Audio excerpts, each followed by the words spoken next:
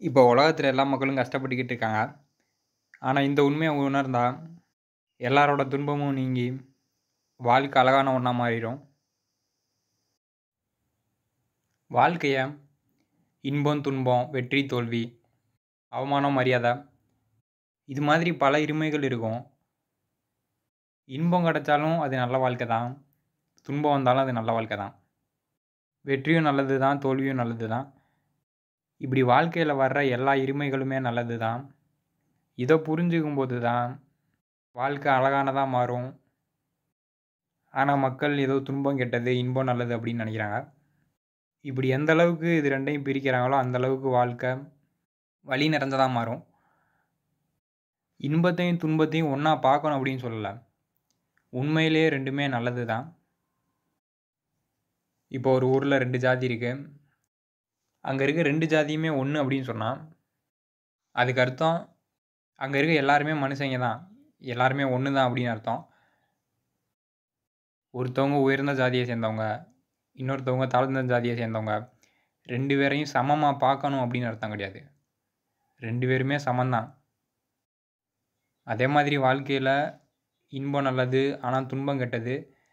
2யுமே நல்லதுன்னு சமமா பார்க்கணும் அப்படின்னு சொல்லல. இன்பம், துன்பம் 2மே நல்லது தான். இத புரிஞ்சுக்கிறதுக்கு கொஞ்ச நேரம் தான் ஆகும்.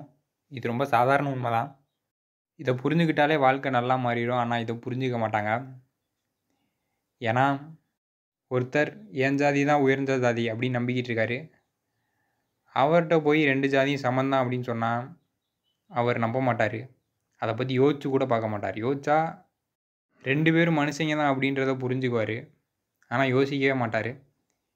ஏன்னா மனிதர்களுக்கு பெருமைக்காண்டின்னு ஏமாறுற குணம் இருக்கு. அதனால எது உண்ம?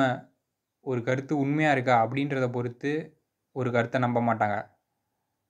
அந்த கருத்து அவங்களுக்கு பெருமைய தரணும். அப்பதான் அத நம்புவாங்க. அது பொய்யா இருந்தா கூட பரவால்ல.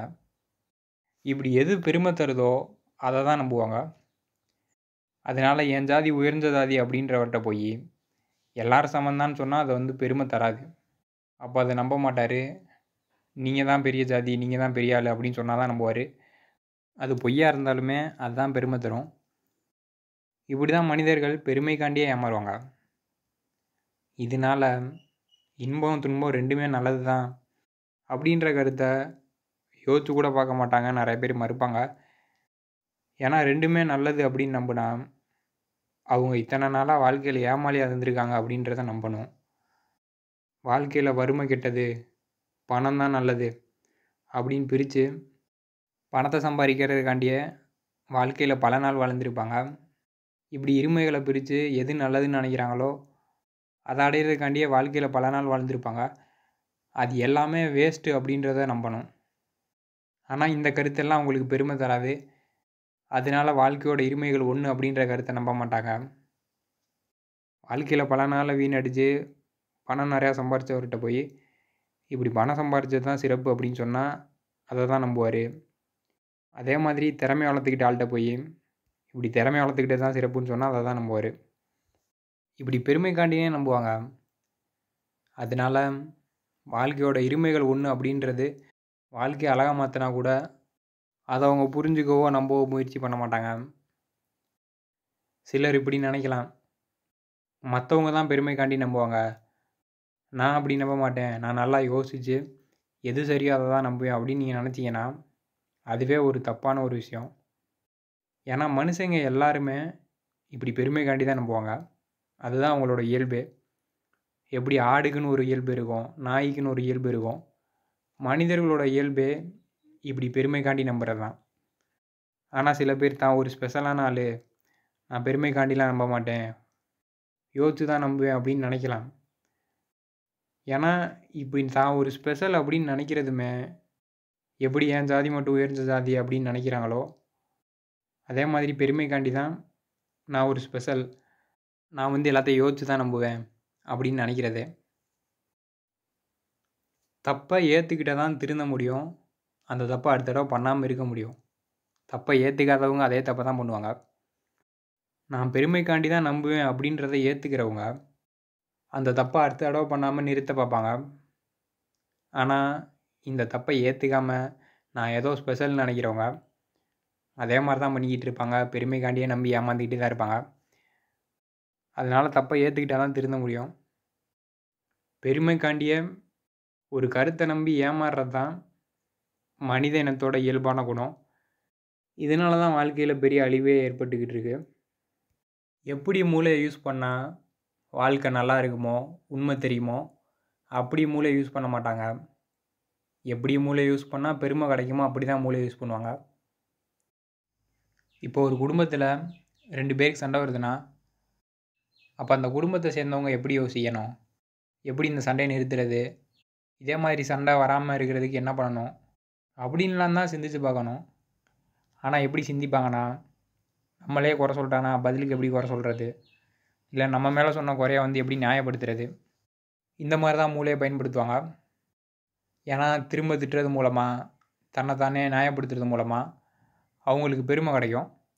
அதனால் அப்படி தான் மூளையை யூஸ் பண்ணுவாங்க. எப்படி சண்டையை தடுத்து நிறுத்தலாம் அப்படின்னு மூளையை யூஸ் பண்ணால் குடும்பம் நல்லாயிருக்கும், அவங்களும் நல்லா இருப்பாங்க. ஆனால் அவங்களுக்கு குடும்பம் நல்லா இருக்கிறதோ, அவங்க நல்லா இருக்கிறதோ முக்கியம் கிடையாது. பெருமை தான் முக்கியம். அப்போ பெருமை அடைகிறதுக்கு தான் மூளை யூஸ் பண்ணுவாங்க. அதே மாதிரி தான் என் ஜாதி தான் உயர்ந்த ஜாதி அப்படின்னு நினச்சிக்குவாங்க. இப்படி ஜாதி மாதிரி பல பிரிவினைகளை உலகத்தில் உருவாக்குவாங்க. இந்த பிரிவினையினால் சண்டைகள் வரும், போர்கள் வரும். அப்போ மூளை எப்படி பயன்படுத்துவாங்கன்னா, சண்டை போட்டு எப்படி ஜெயிக்கிறது, எப்படிலாம் போர் செய்யலாம், அந்த போருக்கு எப்படியெல்லாம் ஆயுதத்தை செய்யலாம், இந்த மாதிரி எப்படி அழிக்கிறது அப்படின்னு தான் யோசிப்பாங்க. இப்படி மூளையை பயன்படுத்துறதுனால தான் உலகத்தில் இருக்க எல்லா போருமே உண்டாகுது. ஆனால் மூளையை சரியாக பயன்படுத்தி நம்ம எல்லோரும் மனிதர்கள் தான் அப்படின்றத புரிஞ்சுக்கிட்டு இருந்திருக்கலாம். அப்படி புரிஞ்சுருந்தா அந்த உலகத்துலேயும் போர் வந்திருக்காது, அவங்களும் நல்லா இருந்திருக்கலாம். ஆனால் அதை புரிஞ்சுக்கிறதுக்கு மூளையை பயன்படுத்த மாட்டாங்க. ஏன்னா எல்லாருமே ஒன்று அப்படின்றத புரிஞ்சுக்கிட்டா பெருமை கிடைக்காது. போர் செஞ்சு பிற இனத்தை அழிச்சா தான் பெருமை கிடைக்கும். இதே மாதிரி தான் வாழ்க்கையிலையும் இன்பம் நல்லது, துன்பம் கெட்டதுன்னு பிரிப்பாங்க. இது மாதிரிலாம் பிரிக்கிறனால தான் வாழ்க்கையில் எல்லா துன்பமுமே வரும். பணம் நல்லது, பணம் இல்லாமல் இருக்கிறது கெட்டதுன்னு பிரிப்பாங்க. இப்படி பிரிக்கிறதுனால பணத்து மேலே ஆசை வரும். அந்த ஆசை மனசில் வலியை உண்டாக்கும்.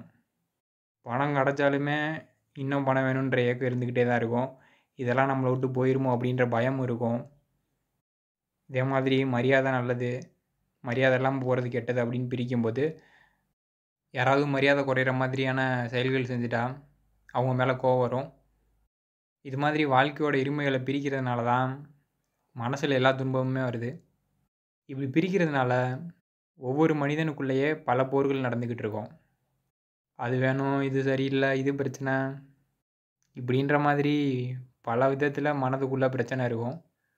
மனசுக்குள்ளே ஒரு உலக போரே நடக்கும். ஆனால் இன்பமும் நல்லது தான், துன்பமும் நல்லது தான் அப்படின்றத புரிஞ்சுக்கும்போது இது மாதிரி மனசில் எந்த துன்பமுமே வராது. மனசு அமைதியாக நிம்மதியாக இருக்கும். ஆனால் இந்த உண்மையை புரிஞ்சு மனசை நிம்மதியடைய வச்சு வாழ்க்கையை ரசிக்கிறதுக்கான முயற்சி பண்ண மாட்டாங்க. இப்படி வாழ்க்கையோட இருமைகளை பிரித்து பணம் நல்லது, திறமை நல்லது, இப்படிலாம் நினச்சி அதை அடையிறதுக்கான முயற்சி பண்ணுவாங்க. ஆனால் எவ்வளோ அடைஞ்சாலும் உங்களுக்கு பத்தாது, மனநிறைவுன்றது கிடைக்காது. மனசுக்குள்ளே வலின்றது இருந்துக்கிட்டு தான் இருக்கும். ஆனாலும் அதை தான் பண்ணுவாங்க. ஏன்னா பெருமை தான் முக்கியம். வாழ்க்கையோட இருமைகள் ஒன்று அப்படின்னு நினைக்கும்போது தன்னை பெருமையாக உணர முடியாது. ஏன்னா ரெண்டுமே நல்லதுன்னா உலகத்தில் யாருமே உயர்ந்தவனும் கிடையாது, யாருமே தாழ்ந்தவனும் கிடையாது. ஒருத்தனுக்கு எந்த திறமையும் இல்லை, வாழ்க்கையில் கஷ்டப்படுறான், பணம் இல்லை, இது மாதிரி எதுவுமே இல்லை. இன்னொருத்தனுக்கு இதெல்லாம் நிறையா இருக்குது. இப்படி எப்படி இருந்தாலுமே 2 பேரோட வாழ்க்கை ஒன்று தான் அப்படின்றது, வாழ்க்கையோட இருமைகள் ஒன்று தான்றதை புரிஞ்சுக்கும்போது தெரியும். இப்படி எல்லாரோட வாழ்க்கையும் நல்லா தான் இருக்குது, சமமாக தான் இருக்குது அப்படின்றத புரிஞ்சுக்கிட்டா பெருமை கிடைக்காது. பெருமை எப்போ தான் கிடைக்குன்னா இந்த மாதிரி பணம் நல்லது, மரியாதை நல்லது, இதெல்லாம் இருந்தால் தான் வாழ்க்கை நல்லாயிருக்கும் அப்படின்ற மாதிரி கற்பனை பண்ணிக்கிட்டால் தான் பெருமை கிடைக்கும். ஏன்னா இப்படி கற்பனை பண்ணும்போது என்ன தான் ஒருத்தன் காசு இல்லாமல், திறமை இல்லாமல், எதுவும் இல்லாமல் இருந்தாலுமே அவனோட கீழே அவனாவது இருப்பான். அவன் கூட ஒப்பிட்டு தான் பெரிய ஆளாக இருக்கேன் அப்படின்னு நினச்சி பெருமை அடையலாம். இப்படி மனிதர்கள் எப்படி மூளையை பயன்படுத்தினா நல்லா இருப்போமோ, அப்படிலாம் மூளையை பயன்படுத்த மாட்டாங்க. எப்படி பயன்படுத்தினா பெருமை கிடைக்குமோ அப்படி தான் பயன்படுத்துவாங்க. ஏன்னா இயற்கையாகவே அவங்க அப்படி தான் உருவாக்கப்பட்டிருக்காங்க. இதுதான் மனிதர்களோட குணமே. இப்படி பெருமைக்காண்டி தன்னைத்தானே ஏமாற்றி தன்னோட வாழ்க்கையை அழிச்சுக்குவாங்க. ஆனால் மனிதர்கள் வாழ்க்கையோட இருமைகள் ஒன்று அப்படின்ற உண்மையை புரிஞ்சுக்கிட்ட அப்புறம் அவங்களும் நல்லா இருக்க ஆரம்பிப்பாங்க. அவங்க நல்லா இருக்க ஆரம்பிச்சிட்டாங்கன்னா மற்றவங்களுக்கு உதவி பண்ண ஆரம்பிப்பாங்க. இப்போ ஒருத்தர்கிட்ட நிறையா சாப்பாடு இருக்குது. அவர் சாப்பிட்டு முடிச்சிட்டாருன்னா மிச்சம் இருக்க சாப்பாடை மற்றவங்களுக்கு கொடுப்பாரு. அதே மாதிரி மக்களோட மனசு நிறையும் போது மனதளவில் வாழ்க்கையில் சம்பாதிச்சது சேர்த்தது எல்லாம் போதும் அப்படின்ற எண்ணம் வந்துச்சுன்னா அவங்க மற்றவங்களுக்கு உதவி பண்ண ஆரம்பிப்பாங்க. ஆனால் இந்த உலகத்தையே உங்களையும் கவனிங்க. யாருக்காவது நம்ம சேர்த்து வச்ச காசு, திறமை, சுகம் இது எல்லாமே போதும் அப்படின்ற எண்ணம் வந்திருக்கா? எவ்வளோ தான் சேர்த்தாலுமே இன்னும் வேணும் இன்னும் வேணும் அப்படின்ற எண்ணம் தான் இருக்கும். மனசோட பசின்றது தீராது. ஏன் தீர்றது இல்லைன்னா, மனசோட பசியை தீர்க்கிறோன்னா காசு, பணம், புகழ் இது மாதிரியான விஷயங்கள்னால மனசோட பசியை தீர்க்க முடியாது. உண்மையை புரிஞ்சுக்கிறதுனால மட்டும்தான் மனதோட பசியை தீர்க்க முடியும். அப்படி பசி தீர்ந்துருச்சுன்னா மனநிறைவு அடைஞ்சு மற்றவங்களுக்கு உதவி பண்ண ஆரம்பிச்சிடுவாங்க. மனதோட பசி தான் சுயநலமாக இருக்கிறதுக்கும் கெட்டது நடக்கிறதுக்கும் காரணமாக இருக்குது. ஒரு அரசியல்வாதி ஊழல் பண்ணுறாருன்னா அவர் ஏதோ பணம் தான் முக்கியம் அப்படின்னு நினச்சி ஏமாளியாக இருக்கார். இப்படி ஏமாளியாக இருக்கிறனால தான் அந்த கெட்டதே பண்ணுறாரு. அதே மாதிரி ஒருத்தர் மரியாதை முக்கியம் அப்படின்னு நினச்சி ஏமாளியாக இருக்கும்போது யாராவது அசிங்கப்படுத்திட்டா கோவம் வரும். கோவப்பட்டு அடிக்கிறது, திட்டுறது இது மாதிரியான கெட்டது பண்ணுவார். இப்படி மக்களுடைய கோபம், ஆசை இது மாதிரியான துன்பம் தரக்கூடிய உணர்ச்சிகள் தான் சமூகத்தில் நடக்கிற எல்லா கெட்டதுக்குமே காரணமாக இருக்குது. மனசில் நிம்மதியும் மனநிறைவும் இருக்கிறவங்க கெட்டது செய்ய மாட்டாங்க. கெட்டது செய்யணுன்ற அவசியமே கிடையாது. நல்லது தான் செய்வாங்க. ஆனால் மனசில் வலியும், ஆசைகளும், கோபமும் இதெல்லாம் தான் ஒரு மனிதனை கெட்டது செய்ய வைக்குது. உண்மையை புரிஞ்சிக்காமல் ஏமாளியாக இருக்கிறதுனால தான் ஆசைகளே உருவாகுது. ஏமாளியாக இருக்கிறத நிறுத்திட்டாலே ஆசைகள் எல்லாம் போயிடும். இப்படி வாழ்கிற வாழ்க்கை மோசமான வாழ்க்கை, இப்படி வாழ்கிற வாழ்க்கை நல்ல வாழ்க்கை அப்படின்லாம் ஒன்றும் கிடையாது. எல்லா வாழ்க்கையுமே நல்ல வாழ்க்கை தான். ஆனால் வாழ்க்கை அழகானது. மனிதர்களால் வாழ்க்கையோட அழகை உணர முடியும்.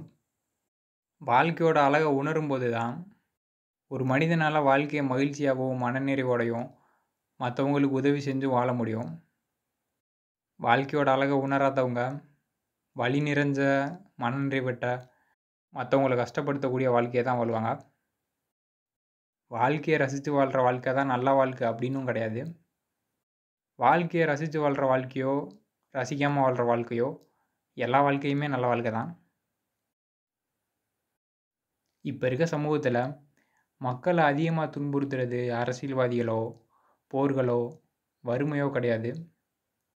மனிதனோட பெருமைக்காக ஏமாறுற குணம் தான் மனிதனையே கஷ்டப்படுத்துது. உங்களை நீங்களே கஷ்டப்படுத்திக்கிறீங்க. இப்படி உங்களை நீங்களே கஷ்டப்படுத்துகிற துன்பம் தான் உலகத்தில் அதிகமாக நடக்கிற துன்பம். உங்களை நீங்களே கஷ்டப்படுத்திக்கிறத நிறுத்திட்டாலே அரசியல்வாதி எல்லாம் கெட்டது பண்ண மாட்டாங்க. போர்கள்லாம் நடக்காது. இப்படி யாருமே யாருக்கும் கெட்டது பண்ண மாட்டாங்க. ஏன்னா தன்னைத்தானே கஷ்டப்படுத்திக்கிறவன் தான் அடுத்தவனை கஷ்டப்படுத்துவான். தன்னைத்தானே கஷ்டப்படுத்துகிறத நிறுத்தினாலே உதவி செய்யணுன்ற எண்ணம் வந்துடும்.